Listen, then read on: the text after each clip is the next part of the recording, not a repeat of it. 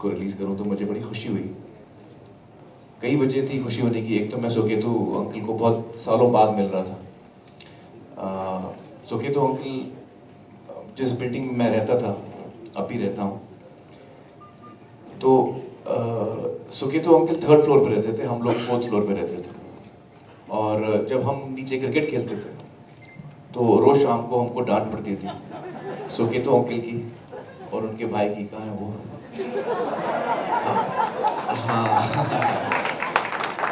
तो हम लोगों को ऊपर से आवाज आती थी और उनकी बड़ी गरजदार आवाज थी। इनके फादर की भी आवाज बहुत डीप आवाज थी।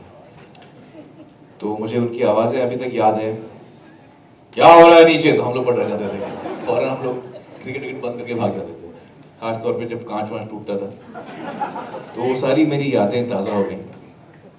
और दूसरी मेरी याद ताज़ा हुई कि जब हम लोग Suketu uncle used to run new talkies and Neptune, जो थिएटर हुआ करते थे। तो जब भी हमें टिकट की जरूरत पड़ती थी तो हम लोग सुकेतु अंकल को फोन करते कि वो टिकट चाहिए, अपना फिल्म चल रही है उसकी टिकट के लिए। तो I was very happy to meet Suketu uncle after so many years. And और एक वजह ये थी कि मेरा हिस्ट्री में बड़ा इंटरेस्ट है, और ख़ास तौर से फिल्म हिस्ट्री में।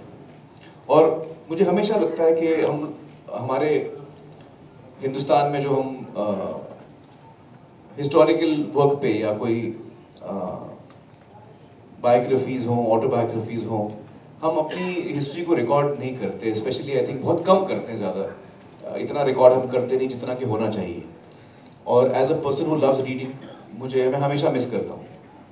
तो मुझे बड़ी खुशी हुई कि चिमन भाई पर एक किताब लिखी जा रही है, सागर मूवी टोन्स पर एक किताब लिखी जा रही है, और उसके साथ साथ उस दौर के बारे में किताब लिखी जा रही है जिसको पढ़ के हमें बहुत कुछ मालूमात मिल सकती है, हमको सीखने का मौका मिल सकता है। और मुझे बड़ा इंटरेस्ट है इसमें, क्योंकि मैं अक्सर सोचता हूँ, हम सब सोचते हैं, जो आजकल के जो फिल्म मेकर्स हैं यहाँ सभी मौजूद हैं, विक्टर भी वहाँ पीछे बैठे हैं, धूम 3 के डायरेक्टर।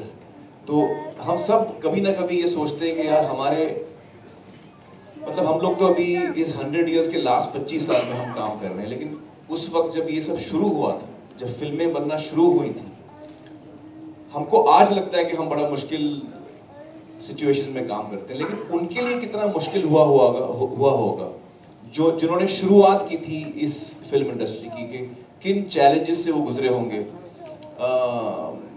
क्या उनकी डिस्कशंस हुई होंगी, क्या उनके झगड़े हुए होंगे, जैसे आपने अभी औरत के एंड के बारे में बताया।